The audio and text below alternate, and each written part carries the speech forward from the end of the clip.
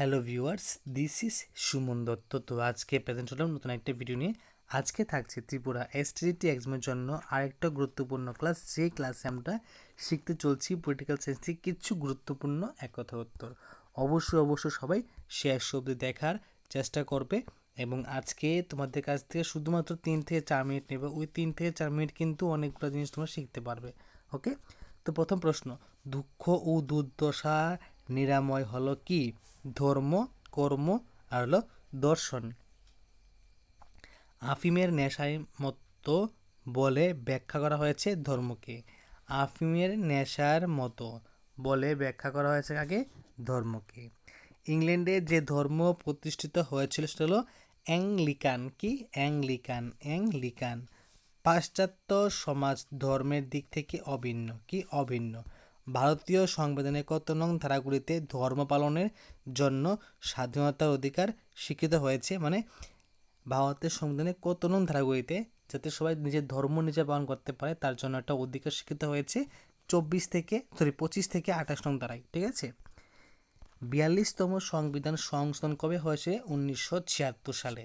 আর 44তম হয়েছে 1978 সালে। মনে রাখবে, 42তম হয়েছে 1974 সালে আর হলো 44তম হয়েছে কবে? 1978 সালে। ঠিক আছে। আধুনিক রিলিজিয়ন শব্দটি যে শব্দ থেকে এসেছে সেটা হলো লাতিন শব্দ। ঠিক আছে। রিলিজিও থেকে, যে কোথা থেকে? রিলিজিও শব্দ থেকে এসেছে। গুধরা কাণ্ডটি যে রাজ্যে ঘটে সেটা হলো গুজরাটে। বাবরি মসজিদ অবস্থিত ছিল উত্তরপ্রদেশে। কোথায়? উত্তরপ্রদেশে আছে বাবরি মসজিদ। ন্যায় বিচার শব্দটির ইংরেজি প্রতিশব্দ হলো জাস্টিস। জাস্টিস শব্দটি একটা ল্যাটিন শব্দ যার অর্থ হলো জাস্টাস ও জাস্টিসিয়া থেকে এসেছে। ওকে, তারপর স্বাধীনতা সংক্রান্ত মিল এর বইয়ের নাম কি? এসএস অন লাইব্রেরিটি। ঠিক আছে।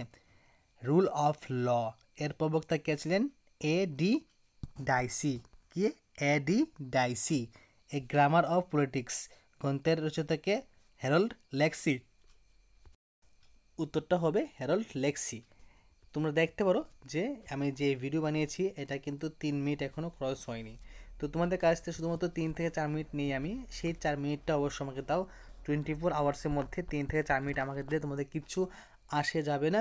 তো অবশ্যই এই 3 থেকে 4 মিনিটের জন্য তোমরা অনেক কিছু নতুন নতুন জিনিস শিখতে পারবে। যদি আজকের এই ভিডিও তোমাদের কাছে ভালো লাগে থাকে অবশ্যই ভিডিও সবার কাছে শেয়ার করবে এবং অবশ্যই যদি চ্যানেল নতুন হয়ে থাকো তাহলে চ্যানেলটা সাবস্ক্রাইব করবে এবং নোটিফিকেশনে অল গিয়ে প্রেস করবে। তাহলে যখনই কোনো ভিডিও আপলোড করবো তোমরা সঙ্গে সঙ্গে তোমরা পেয়ে যাবে। তো দেখা হচ্ছে একটা গুরুত্বপূর্ণ ভিডিওতে। সবাইকে অসংখ্য ধন্যবাদ।